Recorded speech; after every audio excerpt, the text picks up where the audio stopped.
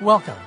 This is Dr. Michio Kaku, Professor of Theoretical Physics at the City College and the Graduate Center of the City University of New York.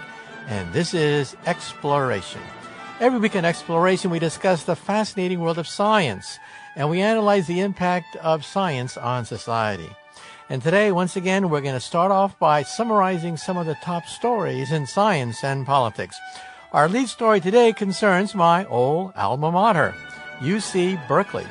UC Berkeley is at the center of a hurricane of protests now.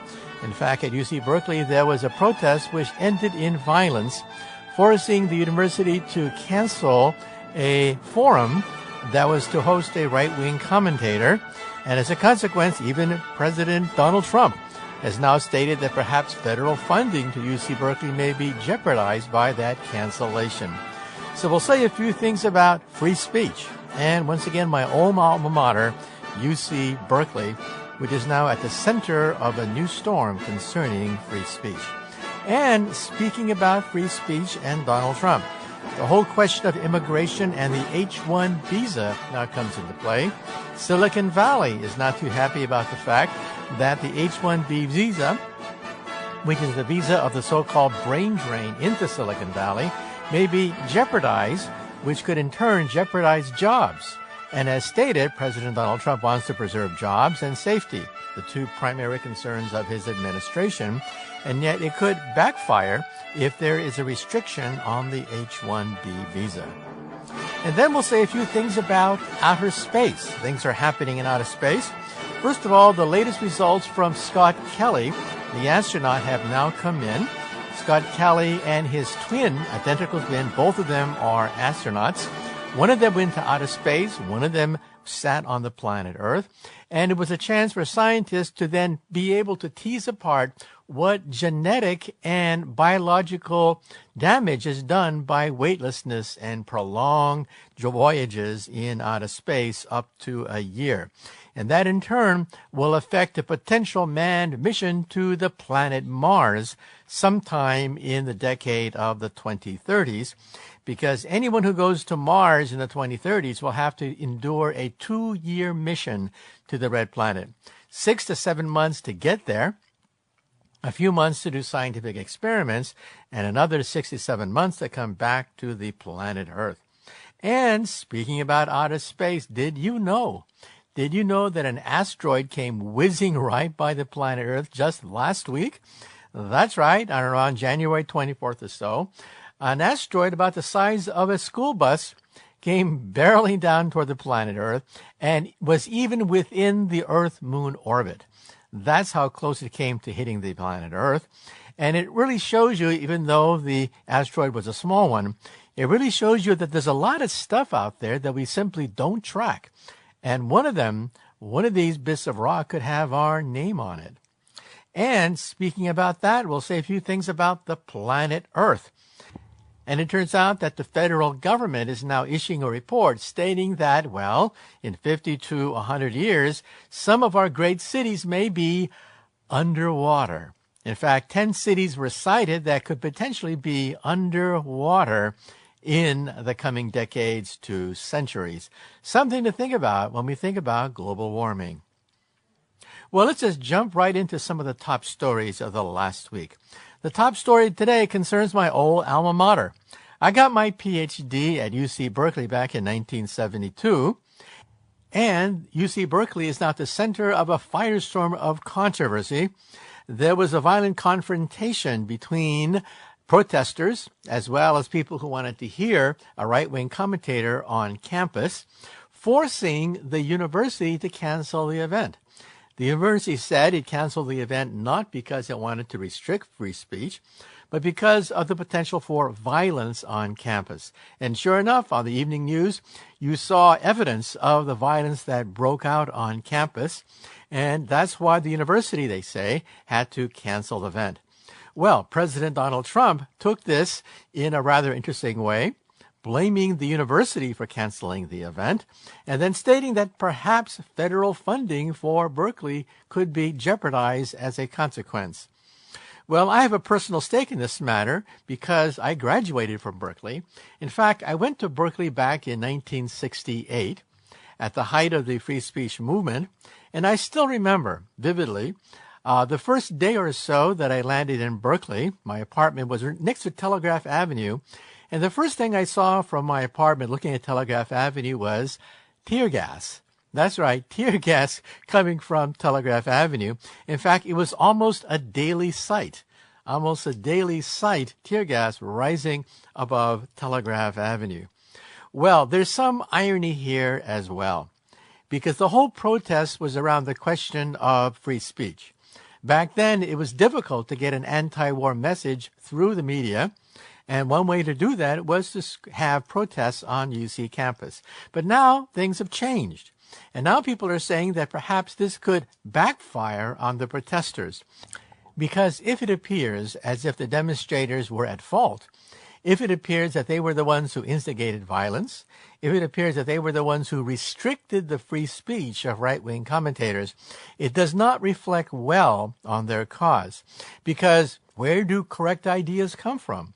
Correct ideas come from interaction with incorrect ideas. Out of the clash of incorrect ideas comes wisdom. In fact, that's where I think wisdom comes from the vigorous democratic debate of ideas. And having demonstrations like this that turn violent can only backfire, I think, on the protesters.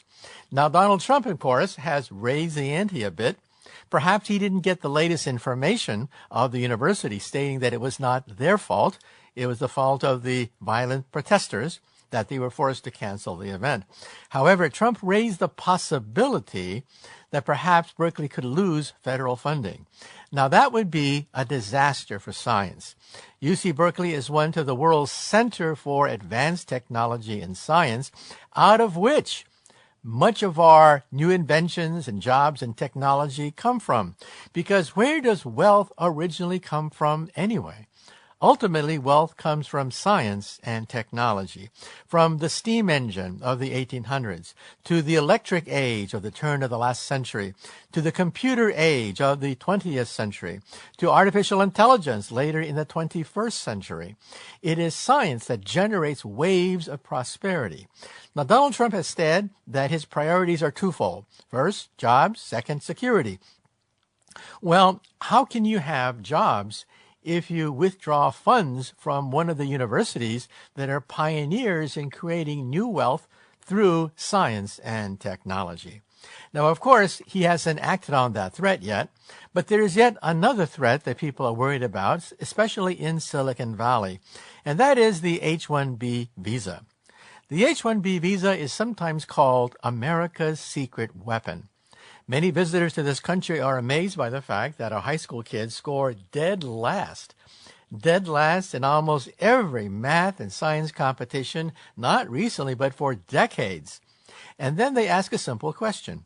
If our science program at the high school level is one of the worst known to science, consistently scoring dead last for decades, then how can we produce Nobel Prize winners? How can we still have Silicon Valley? How can we have great breakthroughs being made here in the United States? Well, two reasons. First, we have a very good university program, which includes, of course, UC Berkeley. However, the first year or so of our university curriculum is spent trying to make up for a deficient high school science education. A whole year of college is wasted just bringing our kids back up to speed. However, they do get up to speed, and some of them go on to create things like Facebook and Google. However, there's another reason why America ranks first in science, and that is the brain drain.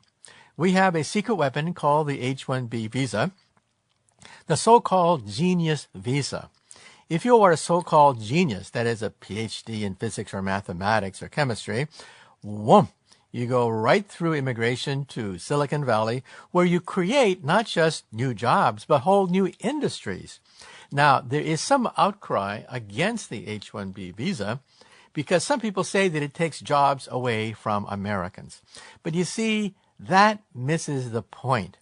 Many times there are no Americans that are trained enough and sharp enough to fill jobs, especially at the high-tech level. And these people, when they do come in from overseas, they don't displace an American worker. They create whole industries. industries which can employ thousands of people. Let me give you an example of where high tech has definitely influenced the job market.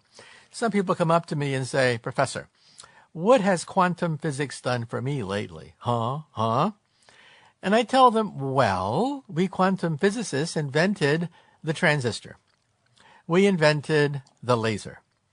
We helped to assemble the internet. We wrote the World Wide Web. And don't forget, we physicists also invented television. We invented radio, radar, microwaves.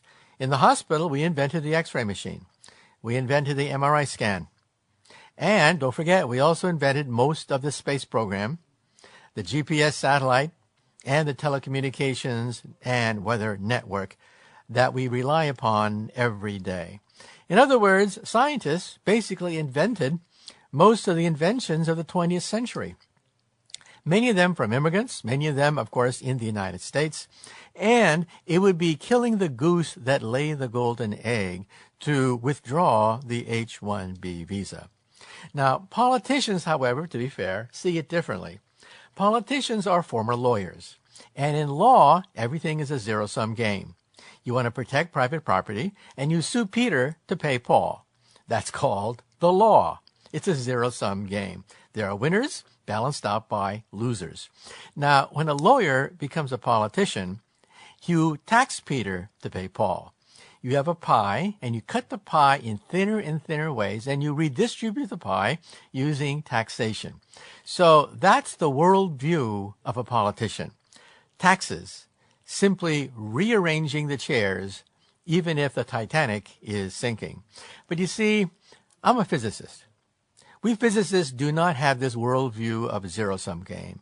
We create things. We create new technologies that can energize the economy. In other words, we need a bigger pie. Instead of cutting the pie thinner and thinner and thinner, we want the pie to grow. We want new science, new technologies, like what's being created at Berkeley.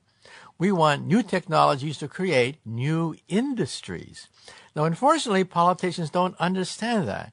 They think taxes are everything. Well, of course, I'm not saying that taxes are nothing, but what I'm saying is that when you look at the steam revolution, you look at the electric revolution, you look at the computer revolution, all the great revolutions of the past were not done by simply rearranging the chairs, not done by cutting the pie thinner and thinner, but by creating new industries. And that's where scientists come into the picture.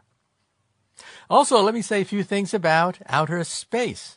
Scott Kelly, the astronaut, was in outer space for about 340 days. And scientists are very curious about the effect of radiation and weightlessness on the human body because he had an identical twin who was also an astronaut.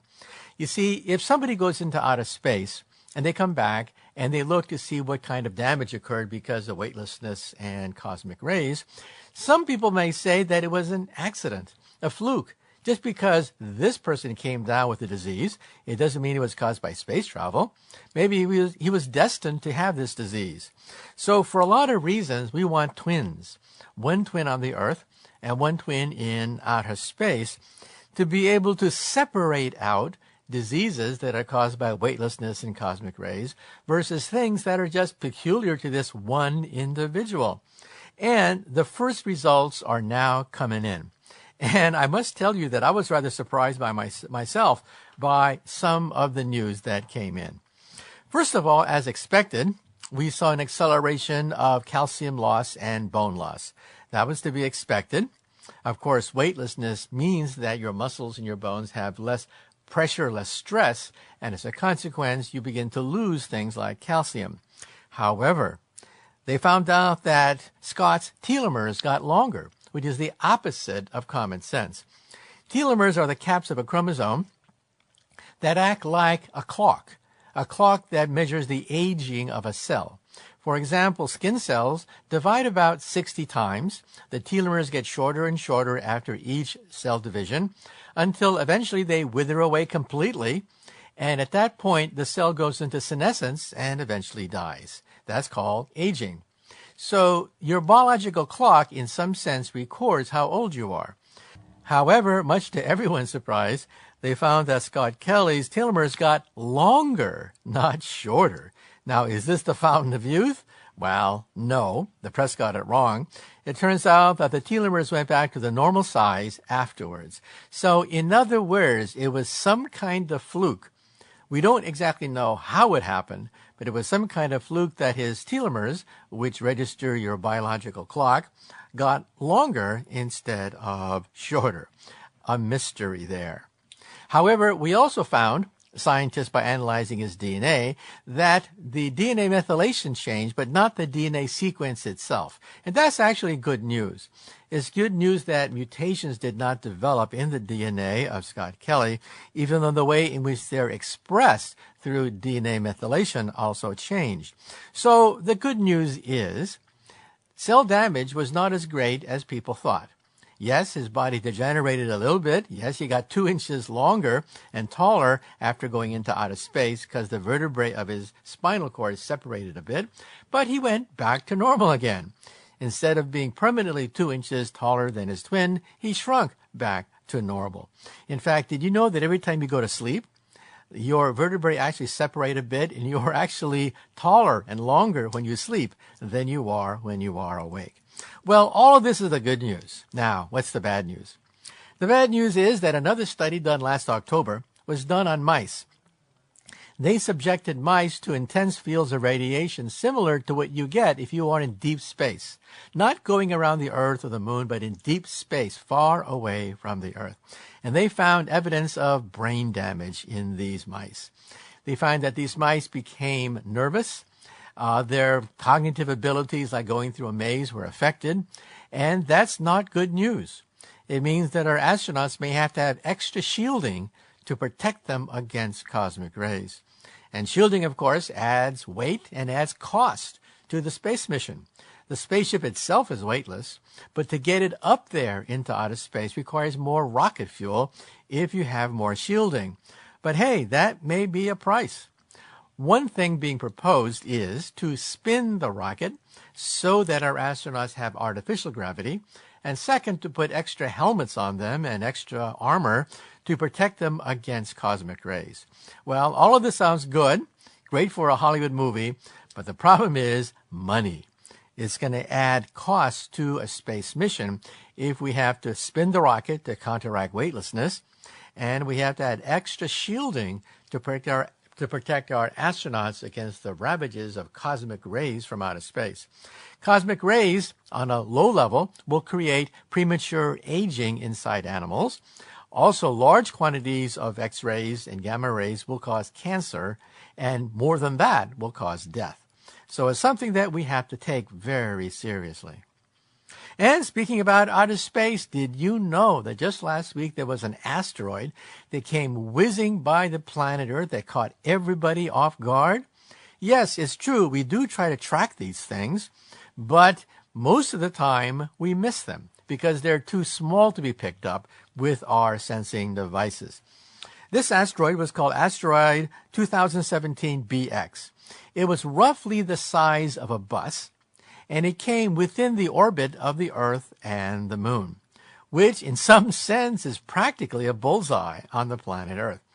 It drifted by the planet Earth 160,000 miles away. However, the Moon is 250,000 miles or so from the planet Earth, 250,000 miles, and so it came well within the orbit of the Earth and the Moon. Now, the lesson here is not that we should be worried that these things are going to hit the Earth all the time. But yes, there is a probability, a small probability, that a big one could one day hit the Earth. We think that about once every 100 years, a city buster comes hitting the Earth, capable of knocking out London or Moscow. The last one whizzed into Russia a few years ago, and before that, at the turn of the last century, another city buster plowed into Siberia. Once every few thousand years, we have a nation buster. That is an asteroid capable of taking out Germany, taking out England. And a potential nation buster is the asteroid Apophis, which we're tracking very carefully. Apophis will go whizzing by the Earth in 2029 and 2036, and hopefully it'll miss the Earth when it does so. But if it does hit the Earth, it could very well take out most of England. And then on a scale of tens of millions of years, we have to worry about planet busters, like what slammed into the Yucatan of Mexico roughly 65 million years ago.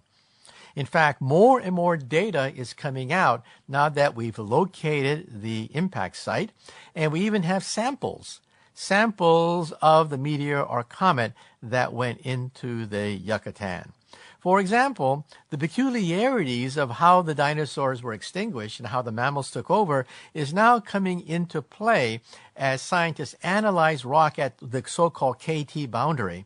That is, the layer of rock laid down when the asteroid hit the Yucatan of Mexico. First of all, we think that birds were the survivors of the impact, but why? It turns out that when you look at the fossil record, below the KT boundary, you see gigantic dinosaur bones, lots of them. Above the KT boundary, nothing.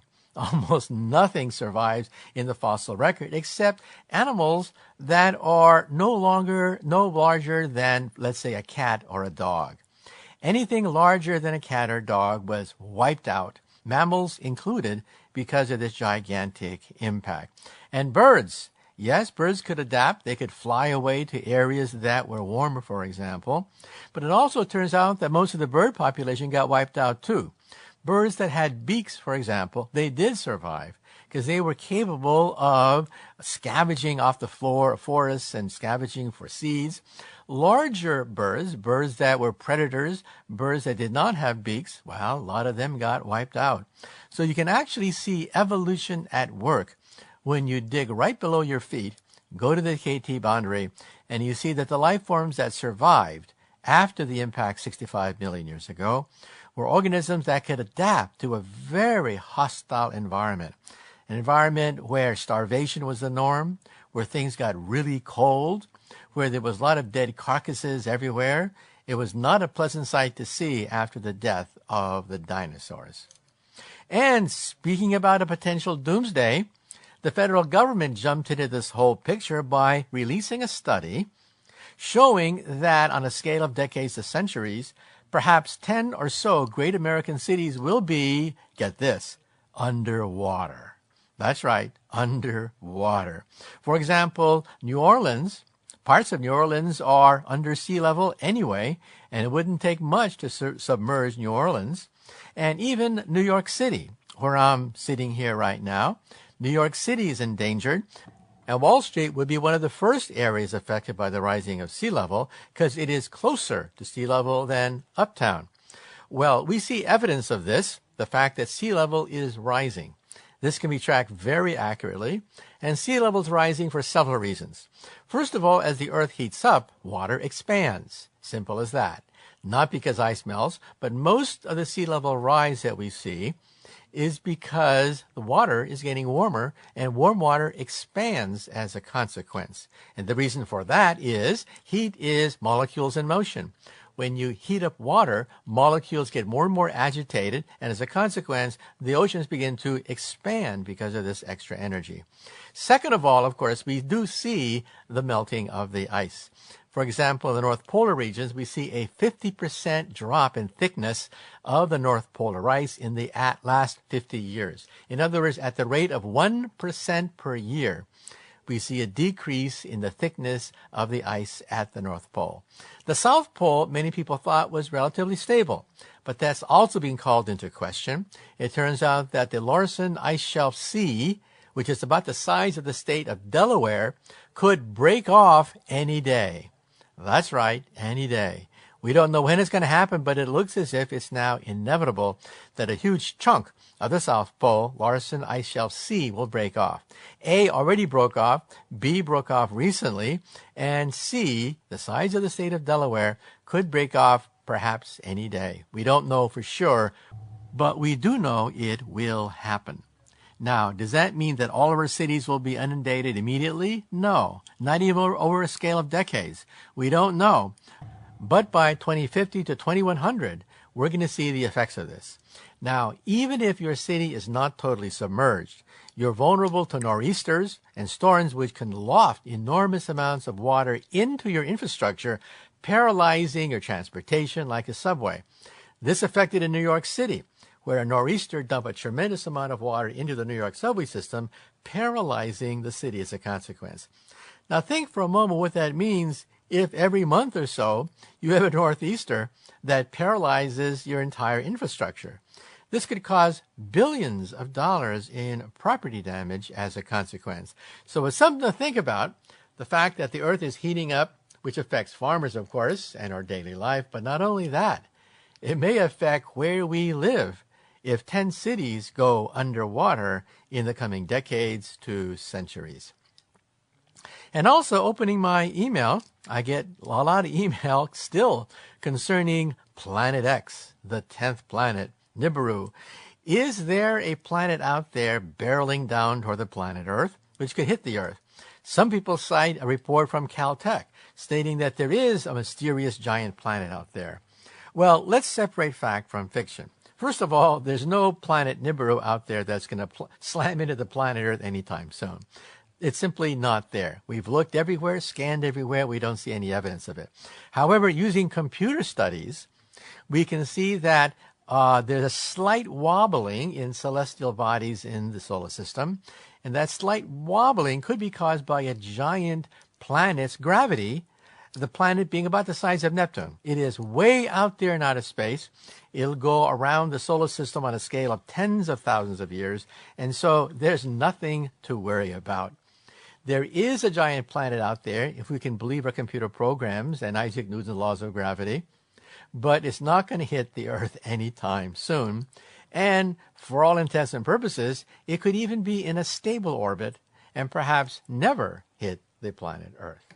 But we'll keep you up to date because at the present time, astronomers have yet to actually sight this planet. It's all done using computers. Now, to be fair, that doesn't mean that we can't trust our computers to predict the existence of a planet. After all, if you look historically, the planet Neptune was discovered by using Isaac Newton's laws of gravity. Because of the wobbling of Uranus, it was predicted using Newton's laws of motion that there should be a mysterious planet tugging on Uranus, and bingo, scientists found it on the first try. So in the same way the scientists used mathematics to find Neptune, scientists at Caltech are using the mathematics of Newton's laws in order to find this new planet, a new planet the size of Neptune, which has now joined the solar system. Good day.